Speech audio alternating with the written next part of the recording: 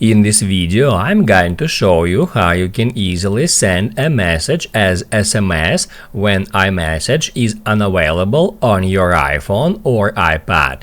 Be sure to watch the video to the very end so you don't make any mistakes, and of course do not forget to like this video and subscribe to my channel. Thanks guys. So let's get started, and all you have to do is just head over to settings. Then scroll down until you find messages, and then scroll down again, and that's where you can easily find send as SMS feature.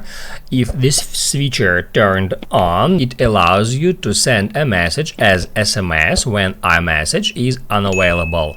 Now you can write down in the comments below if you have any questions about the tutorial. Hit the like button if you liked that video, and see you in the next one.